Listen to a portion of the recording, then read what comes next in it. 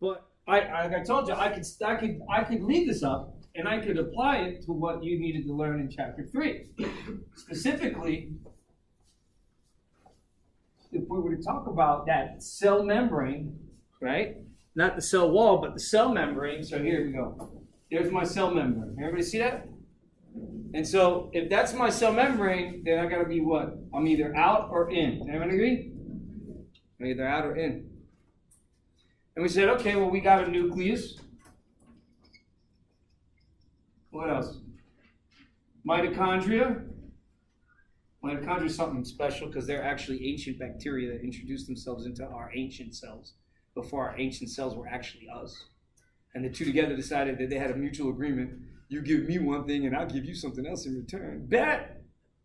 And they made that special agreement, and there you got this massive explosion of life on Earth that gave rise to everything, including plants. Who's the most evolved, guys? Plants or animals on Earth? What do you think? Plants.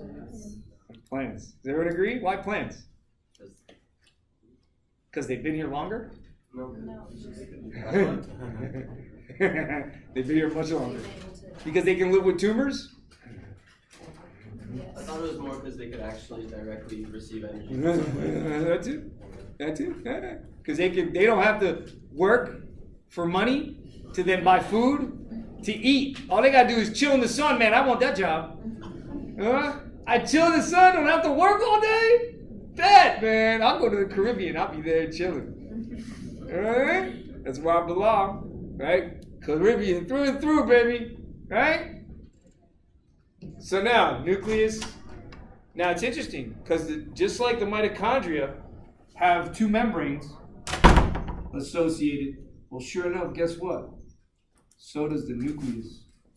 And the outer membrane goes into this frenzy of a fold. What do we call that structure? Anybody know? No. No. You guys know a good amount of stuff. Endoplasmic reticulum. Endoplasmic reticulum. The ER. So there's my ER. Oh, you have rough ERs. Then if there's ribosomes associated, then it's rough ER. And if there's no ribosomes associated, then it's smooth ER. Smooth ER is responsible for replenishing the membrane, the phospholipids of the membrane. Also responsible for the metabolism of fat-type molecules like cholesterol. The modification of cholesterol, that means making hormones. Cholesterol-based hormones, that was just on the board. Anybody know what cholesterol-based hormones are? Aldosterone is a cholesterol-based hormone. Cortisol, everybody heard of cortisol? Yeah. Cortisone, anybody here got pulmonary problems? Well, don't be shy. Anybody here have asthma or ever had asthma? Don't be afraid to raise your hand. Do you take it regularly? Have you had it since a child or developed it as an adult? I had it since a child. I had it as a child. It hasn't. Sometimes what happens is you get it as a child and you grow out of it. Sometimes it comes back. For some, it never goes away. So do you normally you can carry your puffer with you regularly? I used albuterol. So you use just the albuterol, and you don't use any corticosteroid like to breathe in. I guess when it gets back. It was terrible. If it gets back. Find one. Yeah. Typically. Yeah. So you eat corticosteroid. You blow it in. All right, cholesterol based.